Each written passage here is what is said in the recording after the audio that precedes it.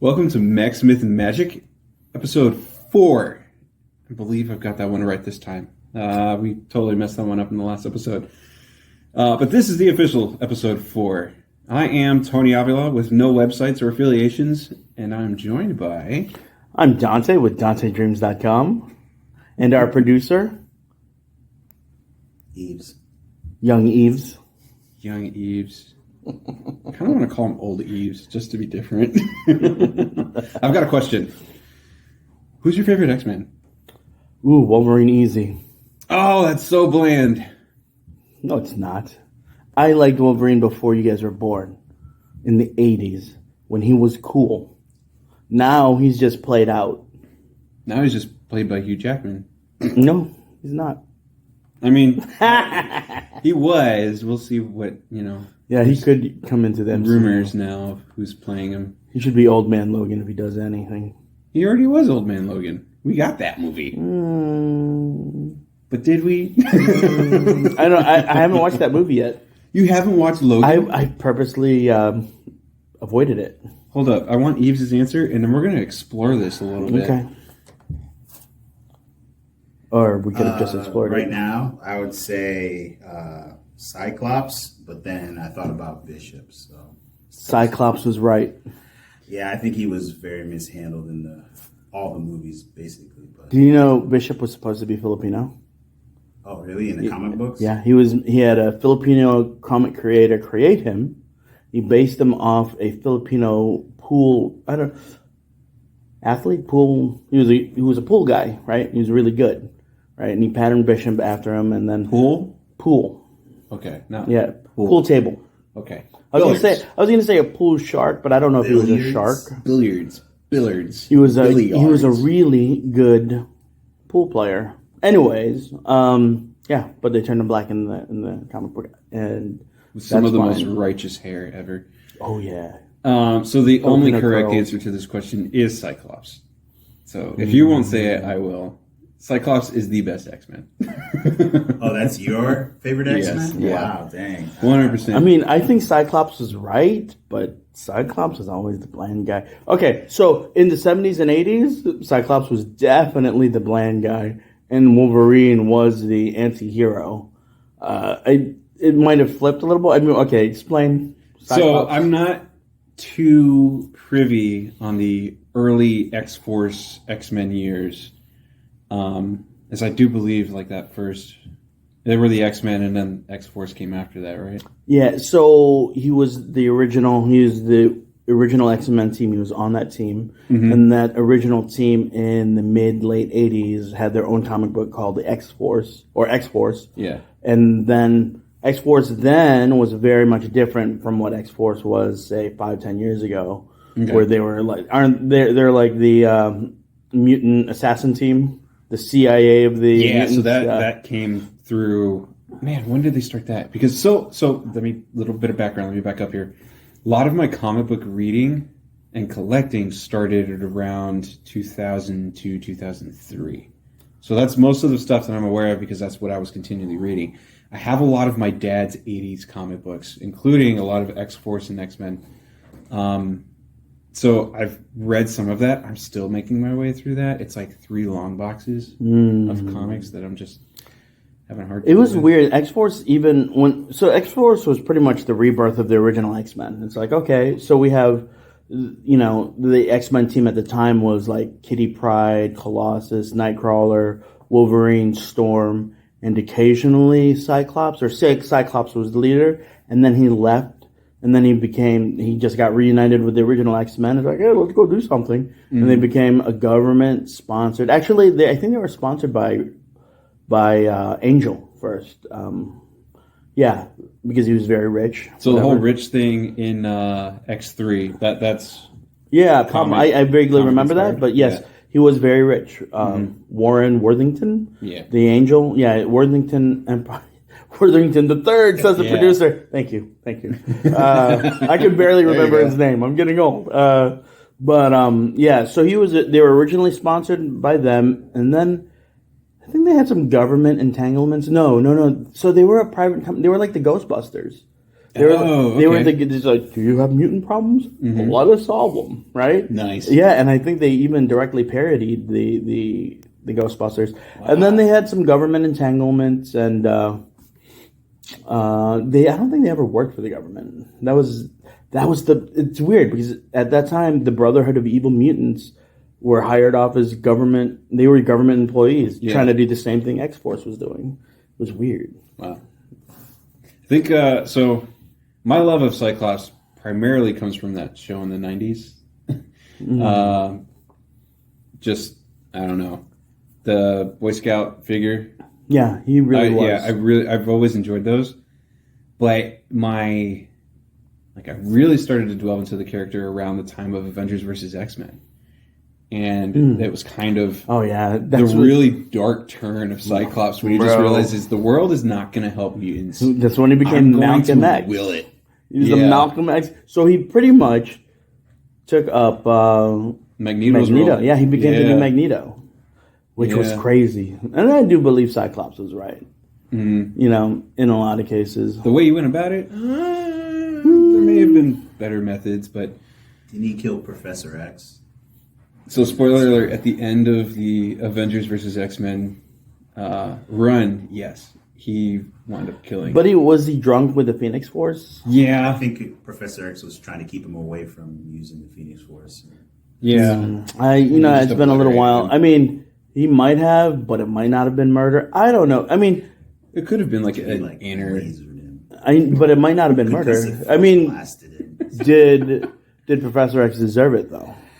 Well, Professor X in the comics, I think Kitty Pryde at one point called him a jerk, and he's kind of, I don't want to say he's narcissistic, but whatever. Well, he really likes to have control over the team and doesn't completely trust Scott at certain points.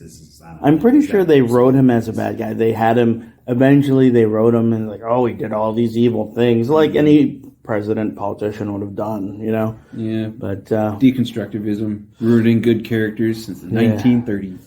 It's weird. So in the current X-Men run, they have Professor X, and I'm a little bit behind, right? But this is not on Krakoa, the mutant nation, right? They have a brand new. Well, almost all the X-Men are reborn. They're all like. Anyways, so Professor X is back, and he's wearing this weird helmet, like it's like a big ball on his head. Yes, Cerebro. Yes, and he's walking around all the time. And Mm-hmm. But it almost makes him look like a supervillain. It really, he kind of looks like the Maker. Yeah, you guys know the Maker. Mm-hmm. So the Maker is an alternate Reed Richards. Yeah. He's from the Ultimate Universe, and I don't think he ever had a family or something. He's evil, right? But he'd walk around in a black jumpsuit, and he had this big helmet thing in it. It kind of looked like it almost looked like an alien. It reminds me. So I watched The Rise of Skywalker yesterday with Ronan. Zori? Yeah, Zori's helmet looks like that Maker helmet, bro. Zori's so awesome. I love Zori, dude. I love that character. That was one of the first Black Series figures I got. Oh, really? Oh, yeah. Wow. I like it. I feel like without fail, you guys will mention Star Wars. Yes! It's going, in some way, shape, or form, everything leads back to Star Wars for me. Oh, God. Everything. Right. Okay, let's not make this a Star Wars episode. You were going to say something? You wanted to ask me about, what, Wolverine? Yeah, so, let's see. Where were we going with that? You're asking my Hugh favorite. Jackman stuff? Uh-huh. And you had not seen Logan. Oh, I hadn't seen Logan. Yeah, I haven't seen Logan. So when it came out, I tend to watch it at some point. But, you know, it looked depressing. And it was depressing, right? I mean, so was the Old Man Logan series. Yeah, I didn't read that either. Anyways, so, okay. You know, which I should, because Hickman's one of my favorite comic book writers. Mm-hmm. And he had a part in that universe. His Avengers run is amazing. No, Hickman's run is consistent. It's like, it was the Secret Warriors. It was the Fantastic Four run. And then he did the Avengers. And now he's doing the X-Men. So hold on. Secret Warriors. Secret Warriors were so it was Nick Fury's team. It was right around. It happened during Civil War, maybe right before Civil War. It definitely happened towards Civil War, and I think it either apexed, climaxed, or ended near the siege. Now we need to find this one. Ooh, well, I have some of it. Oh, please. Well, actually, I have all of it. Anyways, so what it is, it's Nick Fury's superhero team, and they're all children of villains. Oh. And Nick Fury's been underground since before Secret Wars. There was a miniseries called Secret War, something Secret War, right? Yeah. Where he got like Wolverine, Spider-Man, and a bunch of other superheroes to attack Latveria or something like that. Wow. And then he got censored by the UN, and like, yeah, you got to quit because you did something wrong. You attacked a sovereign nation and all of this stuff. So he went underground sometime before Secret War. Okay. See, in Civil War, all these wars are bad. They are. But they make for great titles. Yeah. So he made this group, the Secret Warriors, and it's Hickman, and it's beautiful. He does it. Man. He does a deep it's Shield. So it's pretty much Shield, and that's where the Shield being Hydra came from. Because I don't know if any other comic book artist or a writer had done that. Because that's where Shield had infiltrated, or Hydra had infiltrated most of Shield up into their high levels. Okay, so that would kind of go on the list of inspirations for Winter Soldier. Oh yeah, well yeah. Nice. Okay, so to add to Tony's pull list, right under Foundations, Secret Warriors now. Oh yeah. Okay. I think I have most of the trades. I'm pretty sure I have all of the single episode issues. Okay. So yeah, so I figured it would take a lot of emotional fortitude to watch. I don't need to be made depressed. I mean, it's like there's too much of that in the world. So I'm like, I'll save that for. It's good. The movie has a glint of hope at the end. I think it's pretty good. Yeah. I'm surprised you haven't watched it. Wolverine is your favorite. Really? Well, okay. So I spoke impulsively. On the Wolverine thing? On the Wolverine. He is my I thought you went for the easy choice. No, that was popular choice. See, this is the thing. I love Wolverine, and that was my instinctual choice, but I also think they should have killed Wolverine off in the comic books and in the movies 20 years ago. I mean, around 20 years, yes, you can. Wolverine can be killed. Trust me. I mean, he was dead in the comics for a long time. He was when they killed Earth when they rebooted, pretty much did the soft reboot on 616 or the comic book universe. He was dead for a while, and all the X-Men were all scattered to the winds. I didn't even know what happened to them after the Secret War. Is that the one after Battle World? Now, is that the version where he dies by being encased in adamantium? I believe so. He stayed dead. Yeah, I do remember that, the death of Wolverine, because then we got X-23 taking the mantle of Wolverine. Mm-hmm. Dakin becomes his own superhero, even though leading up to that, he had kind of already decided to take up his own role.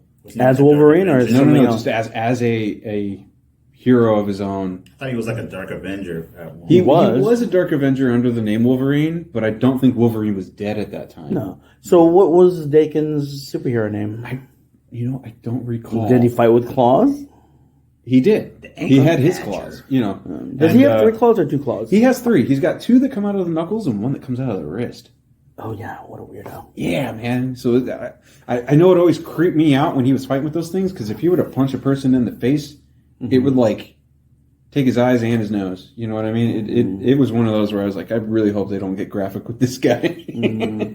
So Wolverine was the instinctual. I mean, that was my first favorite comic book hero or whatever. But from 2000. In the early 2005, I think Marvel Comics recognized, oh yeah, this is one of the best-selling, most popular characters, and then they just totally, there's just too much. It's just too much. They put him in everything. He became the leader of the cinematic X-Men, which that was a bold move. That's kind of goofy. Even in the comic book. I mean, it rewarded fans of the comics, but it also kind of established what this new, well, it's not really new, but for the past 20 years, when somebody sees a comic book movie, that's what they expect to see in the pages. and comic book movies are so different from where their inspirations come from. Yeah. And I do think that it kind of established that whole like, well, this is what happened in the movie, so where's the comic book for that one? You know, and it's like It's a movie that doesn't adaptation. And here's another thing: the comic books have kind of veered towards the cinematic. They're like, oh, let's put that guy in there or whatever. It has become a sandbox that they just kind of pluck their toys out of, and they decide, all right, we're going to throw them in this movie here. The current state of comic book writing and comic books. I mean, today is anything Hickman writes, I'll watch or read. And what's Hickman working on now? Is it X-Men? He was working on X. He just stopped working on it. I think he's Fantastic Four. I don't know actually. I know he's got a run coming up. Yeah, I think he's still like in charge of the arc of where the X-Men is going. But I'm actually 6 months to a year behind on my reading. I mean, I have all the Hickman run. I just haven't read it yet. I'm like 5 years behind. I stopped collecting comic books around the time of the end of Secret Wars. The Battle World? Hickman's Secret Wars with Battle World. After that ended, it was a weird time for Marvel Comics because they were just trying to reestablish that whole Marvel Now thing kind of made things weird. Yeah, it was. It was interesting because I got I don't know if Marvel Now is where Marvel Now may have been earlier. No, because we had the Heroic Age, and then we had Marvel Now. So, do you remember that, the Heroic Age? Are you talking about like after Onslaught? Like 2010, 2011. No, I don't. They branded like all of Marvel's comics moving forward were the Heroic Age. And I remember picking up the Avengers issue 1 when they rebranded, when they decided to reboot it, and they had that like in big gold letters across the top. I was like, what is this? So my comic book collecting has been weird. So I collected in the 80s and 90s, and then the 90s were totally horrible for anything nerdy for me. I was in college and in a fraternity and just partying, like no time for it. That was the high ages of Star Trek. Right? Okay. And I avoided that. Oh. And comic books, I stopped reading comic books. Man, and that was the time of the comic book glut as well. Comic books sucked for the most part, right? Everything was becoming X-Men because X-Men were popular. That was probably the ascent of the Wolverine oversaturation. But there were some rare jewels in there that if I had kept on collecting, like Akira, what are some other rares? Some of the Robotech comic books are very rare now. They're very hard to get. You know, I've seen some of those at your place, and I'm like looking them up on eBay, and not going to happen for me apparently. So the Akira, man, dude. So I recently completed my Akira collection of the Epic Comics Marvel colorized manga, right? Yeah. And so the last 2 or 3 issues were very hard to get, and they're very expensive. I'd say those 40 comic books, 38 comic books are probably worth $500, $600 to $1,000 to $1,000, and I'm probably under. Wow. Man, on that estimation. Anyways, so instinctually, Wolverine was my go-to because he was my favorite growing up. But I also have a soft spot in my heart for Phoenix. For Jean Grey. Marvel Girl? No, Phoenix.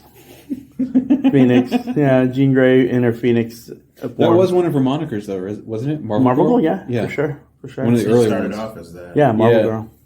And then did she have that? Correct me if I'm wrong. I might be confusing characters, but did she have like a star face mask or something like that? Or was it just like... No, you know who that was? That was the sound girl. That was the girl who could transform sound into...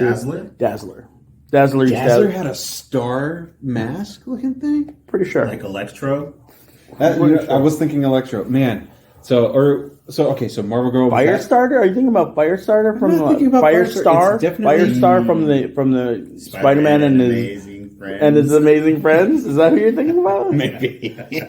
So no, Marvel Girl never had that. I think she had a great. So all the original X-Men had a blue uniform with yellow shorts, Oh yeah. Okay. Yeah. and then eventually they had their own, and she had a green mini, I think, and maybe a domino mask, maybe. Like, No, See, that's what I was thinking. There's one where she's got like these two. It's almost Like a small Scarlet Wolverine? Witch-esque, but it comes down over her eyes. yeah, man, that's before my time. That's Yeah. like, I just remember her in maybe a green mini and like something to cover her eyes. Okay. See, that's the thing I'm talking about. Man, I don't even remember that. We'll add it in post. So yeah, but it's got the green miniskirt like you're talking about. Yeah. So on the subject of comics, well, I'll let you finish talking about Wolverine real quick, and or were you done with that? Well, not seeing Logan. So yeah, just because it looked depressing, and I was like, I don't need any more depressing. So I'll watch it in my time, And I also figured it's a Fox property. Most of the Fox X-Men things sucked, but I was surprised to hear it was good. All right. It's just I'm like, I think Go ahead. I need hope. I need hope in my entertainment. I think when a director has a lot of creative control on how the movie turns out, I think that's where you get the best results because they have a specific vision and there's almost like no compromise. You're talking about the director?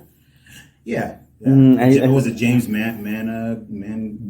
Mangold, yeah. Mangold. I think it depends on the director. Yeah, I mean because Bryan Singer, I'm pretty sure had all the control he wanted, and he made trash. Yeah. Well, that's the thing. I think like you said, it depends on the director. If it's just a cash grab, or there's somebody who's not really a true fan of what they're making, they're just gonna There's also mash a a bunch reason, of things together or go whatever the writer wrote. Yeah, we don't talk about Bryan Singer anymore.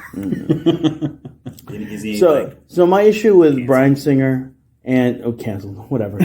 Yeah, probably that guy is a weirdo, and I've seen some weird stuff on his Twitter before it was taken down. I was like, dude, get a clue, you crazy. Anyways, Yeah. So Moving on. my problem with him and even the Fox Fantastic Four stuff was okay. So they're getting the names of these properties and these events like Days of the Future Past, and then they change everything. It's like all I need is the name of the event, and we'll get all the people in, and I can make it any way I want. Yeah. It's like, okay, you're buying this property or you're renting it or whatever, right? And they already have great stories. Use the stories. Yeah. It's like the Fantastic Four. It's Slightly inspired. Slightly inspired. Yeah. Why would you do that? Why would you do that when you already have something so valuable? See, they did not value the original IP. So this is why the MCU is so good, is they definitely valued what they had because it was Marvel Comics that was making it. Like, if it was some other studio, they're like, how can we squeeze money out of this? It's like being a Cubs fan. Okay, so Here we go. Strap in, all you Chicago people. it's like the Chicago Cubs and Chicago Bears. You know what? They could suck and they could be losers. They'll be lovable losers because the people of Chicago love them, and then do their managers have to put in, or the people that own these teams have to put in a lot of money? Do they? Because people are going to come whether they're losing or not, right? That's just my opinion. I'm not saying that's fact, but that's how I feel about it. I mean, people are going to come to see the X-Men, if it sucks or not. So I agree with you. They definitely kind of take their own spin on stories and grab it's loosely based on whatever the comic title is. Like Days of Future Past, I felt like was pretty good. Mm-hmm. Just even from what it adapted. It was one of the better ones. Yeah. Well, they didn't have Kitty Pryde going into the past. It was Wolverine, and they explained that. And then Mystique was the leader of the Brotherhood of Mutants at the time. But there was no Brotherhood of Mutants. She was just kind of like a lone assassin. She was never a leader of the X-Men. Well, yeah, and that's what it was. That was the third one, right? But the second one, she was kind of like rogue. She was doing her own thing, and they were trying to get her to calm down. So yeah, they definitely ruined her character. Well, you have a popular actress on her ascent. Yeah, exactly. It's like, let's use that as a vehicle. Yeah, let's use that as for the momentum of the movie. Yeah. I agree. I think that's the same thing with the Days of Future Past. Like they were like, all right, how do we connect the old storyline with this new line? And who was the leader of the old story? Which was the one where they had Apocalypse? What was that movie? That was the fourth one. Age of Apocalypse? Age of No, Apocalypse? it was the third one. Sorry. That was the third Whatever number. It was Age of Apocalypse? No, it was just X-Men Apocalypse. It was Okay. number 6, right? So, it was the follow-up to Days of Future Past. Correct. It was Okay. the third movie of the prequels. dude, I had Yeah. so much hope for that movie.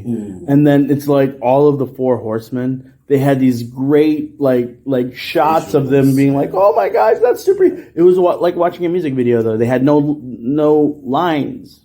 Yes. Olivia Munn had no lines. She looked great. Yep. Angel looked great. It's like, what's your point though? They could have done so much I mean, with Angel too. Well, the Storm looked so good. She looked like a perfect 80s Storm. Yeah. But then I can't. Did she say anything in that movie? She said a couple lines. She was the first horseman that he Yeah, met. I think she's Okay. got more lines before she becomes Storm than she does after. Yeah. She kind of gets sidelined in the next movie too, in the Dark Phoenix. She's barely because Man, again I they had forgot their about that core- movie. Yeah, I completely forgot that movie So- existed. Dark Phoenix. Yeah. Yeah, it's terrible. But It's they so had their terrible. core group: Magneto, Beast, Professor X. They tried to shoehorn Jean, but again, she This needed is more so, Cyclops. That's what it needed. This is so man, sad. no, Yeah, maybe. Yeah, they did. It I mean, wasn't gonna work with the it not being part of original First Class. Dark Phoenix saga is so good. Yes. Why do you have to change it? Why do you have to make it so different? So there was no setup because I think Dark Phoenix, there's a lot of setup. Her getting the power, her using it, even the whole mind control manipulation by the Mastermind. but the group, the entire group. Hellfire Club. Hellfire Club. Oh, yeah. So there was a lot there, and they don't touch on that at all in either of the movies. In the third movie from the first series, I have to. she's So just brooding. She doesn't so- even have any lines, really. So it's true that like movies and comic books are different kinds of media, and you can't have everything in one as in the other. But I just felt they departed so far. They're so far from the original property. It's like it's just the name. Yeah. It's just the name. You know what? You know what was surprising? Which was, I think it's probably the movie, Fox movie, that was closest to the X-Men was the New Mutants movie. Really? Oh yeah. The one in yeah. the insane asylum? Yeah. So It was pretty good. I It liked was it. so You guys good. liked it? It was so good, and it was so close to the original New Mutants idea. Dude, the early New Mutants it was spooky. Like the first 20 issues of the New Mutants, I mean, they're dealing with this lady who's been in hell for how long? Magic, right? So she's dealing with literal demons from her demon realm dimension. So that was spooky, and it was the 80s, and in the 80s everyone's like everything's satanic, so like, ooh, I feel like, what's going on It here? was a little taboo just to So read it. it was a little taboo. It was kind of spooky, and so yeah, it was very close. I mean, so they made changes to fit it into the existing Fox universe with the Institute, which has been mentioned in Deadpool and It's supposed to be Mr. Sinister's. Essex, something Essex. I can't remember. Yeah, but it was Mr. Corp. Sinister. Yeah. But that Demon Bear story was that was like one of the early stories in the New Mutants. So that was very close to the original. I mean, so they deviated in small parts, but the core of it was that same story, and that's why it was so good. It was so good. I was like, oh my gosh, they're staying close to the story, and it's spooky, and it's a great use of actors and actresses that were on their scent or whatever, and still, it was great. Anyways. Yeah. So that ends our introduction on favorite X-Men characters. Favorite X-Men. Man, that was a segment. Kitty Pryde. in and of its own. Kitty Pryde. No, Nightcrawler. It's so hard. Okay. Yeah. Oh, you're talking about Excalibur now. A lot of those characters you just named were from Excalibur. Yeah, well, Excalibur was a great run too. I mean, Chris Claremont was doing so much in the 80s. But Excalibur, Excalibur, right? It's like England's version of that. Yeah. Yeah, it's the English X-Men, right? So after the mutant massacre, the X-Men got chopped up so bad. Colossus was hurt so bad. Okay, Kitty so Pryde was hurt so bad. Massacre. Genosha. Yeah. What is that? So this was in the 80s, right? And it was a storyline in Marvel Comics around 86, 87 or so. And what happens is someone hires a bunch of mercenary mutants to go into the Morlock tunnels under New York City. Do you know what the Morlock tunnels are? Yeah, the That's tunnel what, people. Yeah, yeah, that's where the ugly mutants, the unacceptable mutants would. They had like an underground city or underground community. In the Apocalypse movie? I can't remember. No, the Morlocks. No, Were they not in the movie? I know they were. weren't. There was an alien race that was trying to take the Phoenix Force to. Yeah. I guess. So was that the aliens where Phoenix killed our first planet or something? Yeah, they wanted to harness the power of the Phoenix. So something goofy. like that. They really should have been the Shi'ar in that movie. Shi'ar. I think it was supposed to be. Or No, something like I that, think they're the Minbari, which were the planet in the comic books. It's the group it's the planet whose sun Phoenix eats. Their solar. I thought she destroyed a galaxy. No, a solar system. Yeah. She ate a star. How bad is this It went movie that we can't get super- anything right? No, I just remember billions and trillions of people died. Okay. Another because thing of what about she Phoenix, did in the Dark space. Phoenix saga. She encounters the Shi'ar Empire. I don't know how you pronounce it, right? But right after she blows up that sun and destroys the Minbari planet or whatever, Dibari, maybe. It's been a long time. That movie is from the 80s. That book's from the 80s. And it's from like 1979, 1980, right? Anyway, rep the shirt. anyways, yeah, I should have said Phoenix. This shirt is a spoof of X-Men 134, which was the Dark Phoenix saga. You pointed that out to me when that episode where 11 gets the comic book. You were like, "Oh, it's there." Yeah, I remember that. Yeah. So right after she destroys that solar system, she runs into the Shi'ar Empire, which they had like Star Trek technology, right? And there's this big starship, like, who are you? What have you done? We challenge you. I know they call her on what she just did, and she kills a starship. She runs through the starship just like Captain Marvel runs through Thanos' ship. Which I was like, man, was Captain Marvel ever that strong? I mean, maybe when she was binary, maybe when she had the power of two suns in her. I've got thoughts on that. We'll continue, but I the whole hope- Captain Marvel thing. I hope that they bring Phoenix in. When they do, she's that strong. Phoenix has got to be a foreboding character. The way they handled Thanos and the constant reminder that there's this thing out there ready for the Avengers. You've got to, in some way, portray the Phoenix Force in that same light when they start to delve into the X-Men. Yes, because when they introduced Phoenix, she's like, okay, oh wow, Jean, you got an upgrade in your powers. But can you imagine if Eve just became God? We would freak out. It's like, oh my gosh, he can alter the molecules of my body. You can turn my clothes to gold, or something like that. I mean, that's how powerful Phoenix was. She was almost a reality warper, right? Almost. No, she just had Scarlet Witch. Almost. No, I'm talking about Phoenix. In Scarlet Witch, dude, as soon as we found out that she could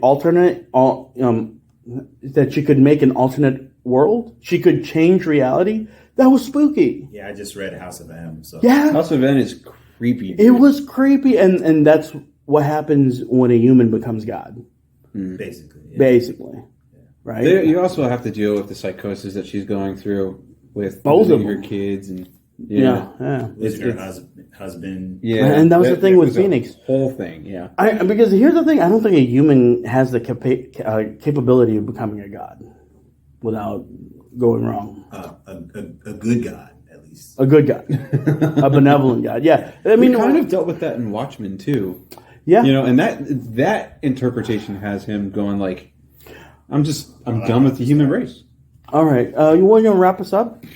Yeah. Wow, we only thought I talked had about 5 this minutes, but the laptop just died. We're still recording here, so why don't you give us a closing? Okay. It's Go ahead. recording to the computer, so it's not recording. I guess we're gonna have to cut it here. So, We can just Mech- splice it together. Mechs Making Myth and Magic, episode 4. You can find us on Rumble, on iTunes, on YouTube, on Spotify, on It's not recording. TikTok, I think. And did I miss anything? I don't know. Yves was talking. He was being a good producer. Yeah, he kinda- Sorry. I thought you didn't know you guys were recording. Wherever we are, give us a like or a 5-star or a 10-star, whatever is the Comment. max. Interact with us. Please ask us Share. questions. Ask us questions. Hey, tell you what. If we can get 100 likes on this video, then I will do an unboxing of that Sentinel that there's an Instagram post on. No. Yeah. Okay, so I'm gonna hype up this Sentinel all 100 over. likes. 100 likes. That's not that many. Because I haven't seen that anywhere else. Although I haven't looked for it either. So anyway, I want to be there when you do this, dude. Okay. You'll 100 do likes, it on guys. The podcast. Yeah. That'd be We'll awesome. do it. Yeah, do it Or on should the we do podcast. a separate thing? I don't know. We'll figure it Separate thing. out. So join us. And I think my final word is just, hey, you determine your own fandom. Word.